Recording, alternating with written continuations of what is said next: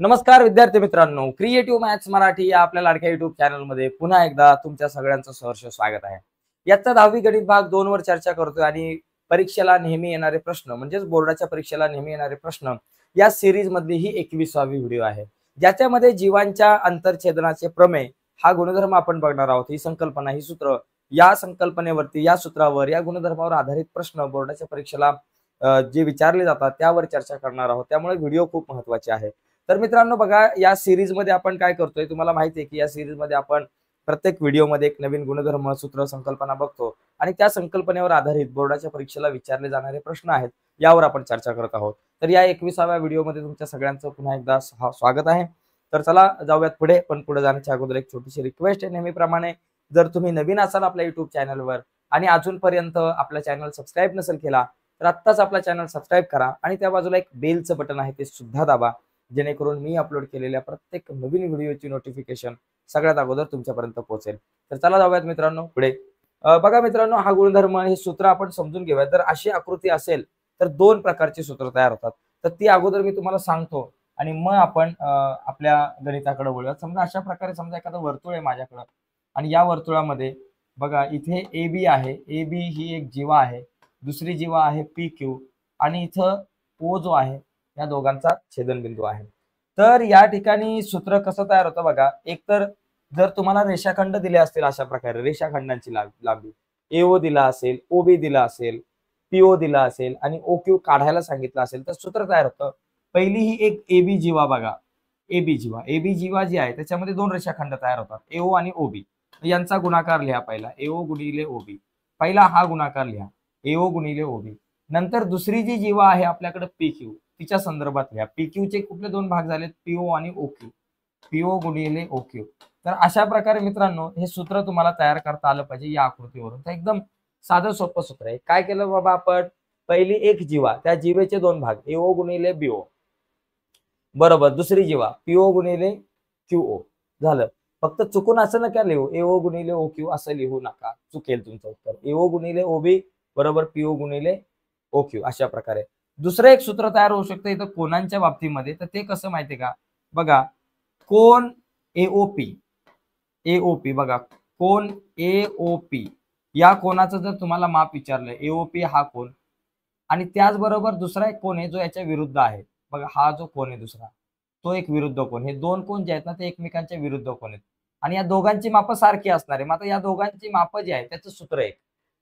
या कोनाच्या मापाचं सूत्र काय, एओपी बरोबर 1/2 कंसामध्ये बघा हे जे दोन कंस तयार झालेत, हा एक कंस आणि हा एक कंस, या दोघांची बेरीज करायची. कंसात या दोन कंसांची बेरीज करायची. बघा माप कंस एपी अधिक माप कंस एपी अधिक माप कंस क्यूबी किंवा बीक्यू लिहा. तर हे सूत्र आहे. म्हणजे अशी आकृती आली तर दोन सूत्र तयार होतात. म्हणजे एओ गुणिले ओबी, पीओ गुणिले ओक्यू हे एक सूत्र आणि दुसरं कोण एओपी किंवा क्यूओबी बरोबर 1/2 गुणिले या दोन कंसांच्या मापांची बेरीज. ठीक आहे. आता आपण प्रत्यक्षात हे गणित बघूया. तर सूत्र कसं तयार करायचं हे आपल्या लक्षात आलं. आता प्रत्यक्षात एक गणित बघू. आता या गणितासाठी तुम्ही कुठलं सूत्र वापरणार बघा, या गणितासाठी आपण कुठलं सूत्र वापरणार, तर कोनांचं वापरणार नाही. तर इथं रेषाखंड दिलेत आपल्याला, आरडी दिलंय 15 बघा, त्याच्यानंतर आपल्याला डीएस आपल्याला दिलेला आहे किती 4 आणि आपल्याला एमडी दिलेलं आहे 8. तर आपल्याला डीएन काढा. मग इथं सूत्र काय लिहिणार, इथं लिहायचं जीवांच्या अंतरछेदनाच्या प्रमेयानुसार. इथं लिहायचं जीवांच्या अंतरछेदाच्या प्रमेयानुसार, जीवांच्या अंतरछेदनाच्या प्रमेयानुसार. सूत्र काय तयार होतं बघा, एमडी गुणिले डीएन सूत्र तयार होणार, एमडी गुणिले डीएन बरोबर आरडी गुणिले डीएस, आरडी गुणिले डीएस. तुम्हाला माहिती आहे सूत्र कसं तयार होतं, एकदम साधं सोपं आहे. पहिली एक जीवा कंप्लीट करा, एमडी गुणिले डीएन आणि मग दुसरी जीवा आरडी गुणिले डीएस. झालं, सूत्र तयार केलं. आता या सूत्रामध्ये किमती टाका आणि आपण आपल्या उत्तरापर्यंत पोहोचू. किमती टाका. एमडी काय दिले बाबा, एमडी 8 आहे गुणिले डीएन काढायचं. आरडी किती 15, डीएस 4 आहे, 15 गुणिले 4. आता 8 गुणिले डीएन 8 डीएन आणि 15 चौक किती बाबा 60. आता डीएन आपल्या जागेवर 60, आपल्या जागेवर 8 गुणिले बरोबर चिन्हाच्या पलीकडे गेले भागिले 8 झाले. मग 8ने 60ला भाग लावा, 8ने भाग लावा 60ला, 8 7 56 बरोबर. 60 मधून 56 गेले, 4 1 0 घेतला, 1 पॉईंट घेतला. आणि 8×45 किती आलं 7.5. तर माझ्याकडे DN बरोबर किती येणार 7.5. तर मित्रांनो अशा प्रकारे आपल्याला इथं सूत्र तयार करता आलं पाहिजे आकृतीवरून. ओके, तर हे लक्षात घ्या. आता समजा याच आकृतीमध्ये मी तुम्हाला मगाशी म्हटलं, आता समजा अशा प्रकारे जर सूत्र विचारलं गेलं असतं कोणाच्या संदर्भात MDR, कोण MDR, जर कोण MDR जर काढायला सांगितलं असतं, MP 60 अंश दिलंय, SN 30 अंश दिलंय आणि सांगितलं बाबा MDR काढा, मग सूत्र कसं वापरलं असतं आपण? MDR बरोबर 1/2 कंसामध्ये माप कंस, कुठल्या दोन कंसांची बेरीज?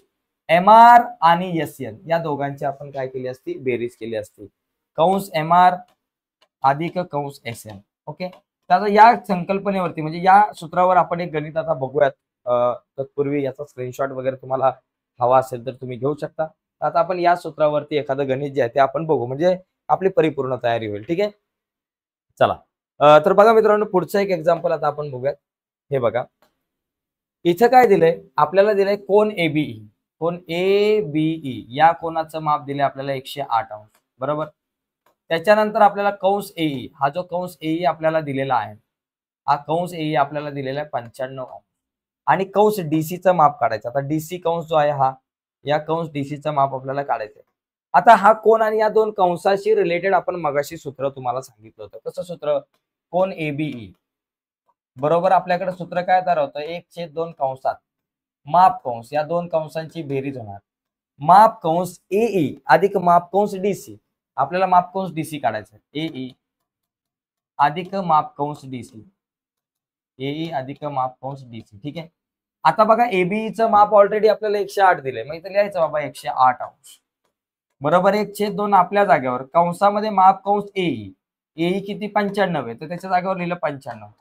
अधिक माप कंस DC काढायचं आपल्याला. त्याच्यामुळे त्याला काय धक्का द्यायचा नाही. ओके, DC काढायचंय. आता या ठिकाणी काय 2 भागिले इकडे आले गुणिले. 108 गुणिले 2 करा. 108 गुणिले 2 बरोबर 95 अंश अधिक माप कंस DC. माप कंस DC. आता काय करा, 95 अधिक इकडे वजा येतील, पण त्याच्या अगोदर 108 गुणिले 2 किती झालं? 216 बरोबर 95 अंश अधिक माप कंस DC. कंस DC. आता 216 आपल्या जागेवरती जसेच्या तसे 95 अंश अधिक इकडे आले वजा 95 बरोबर बरोबर माप कंस DC. कंस DC. आता मग माप कंस DC काय झालं? माप कंस DC बरोबर 216 मधून 95 वजा करा. 216 मधून आपल्याला 95 वजा करायचे. 6 तून 5 गेले 1, 11 मधून 9 गेले 2 आणि 1, 121 अंश.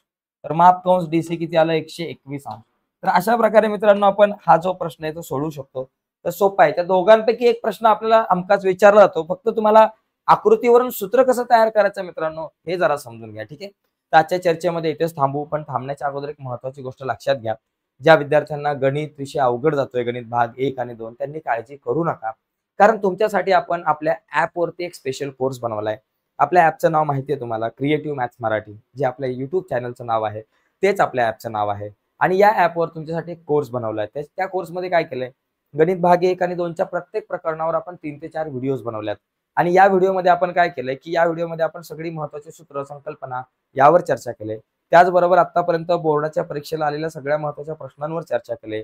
त्या कोर्समध्ये मी आठवड्यातून 3 दिवस लाईव्ह येत असतो.